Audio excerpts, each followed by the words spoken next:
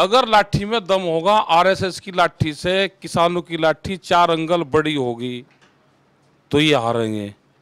ये तो सरकारी तालिबानी आ गए देश में, इनको तो भगाना पड़ेगा।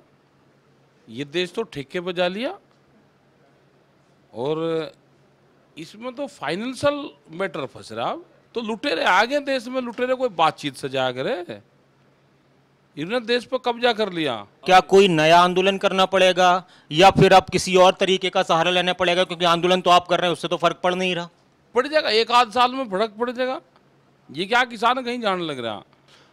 अगर लाठी में दम होगा, आरएसएस की लाठी से किसानों की लाठी 4 अंगल बड़ी होगी तो ये हारेंगे, और अगर 4 लाठी कम होगी तो ये जीतेंगे। तो किसानों में कोई ऐसा भी है जो किसानों को धोखा दे दे, जो किसानों की शक्ल अख्तियार कर ले और फिर किसानों के खिलाफ ही काम करे, किसानों के रूप में, जिस तरह से आप इशारा कर रहे हैं?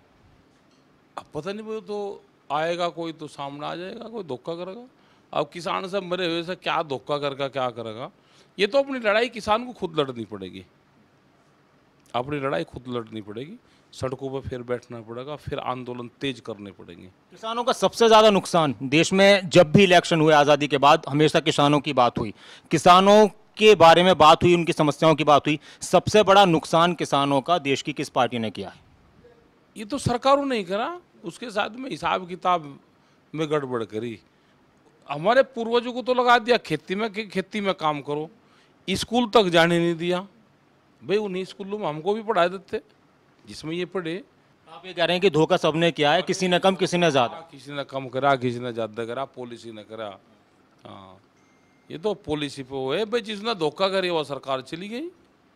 अब एक बार फिर से आपने भारत बंद का ऐलान किया है, पहले भी आपने भारत बंद किया, कुछ फर्क पड़ता है या फिर जनता को ही परेशान होना पड़ता है? ना, जनता को नहीं, जनता के ही तो हुक्म है ये, जनता को तो सहयोग देना चाहिए।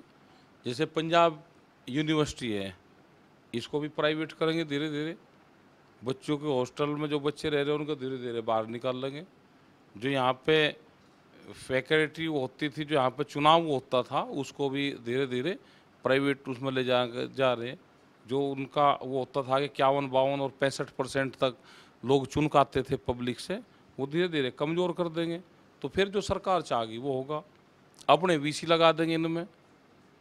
स्टेडियम बेच रहे हैं ये, किसने कहा भाई स्टेडियम तो गांव के लोग छोड़ते थे कि बच्चे खेल लेंगे, उनको बेच रहे, उसको प्राइवेट कर रहे। कोई चीज़ छोड़ देंगे देश में या नहीं, या सब कुछ एक तरफा से बिकेगा।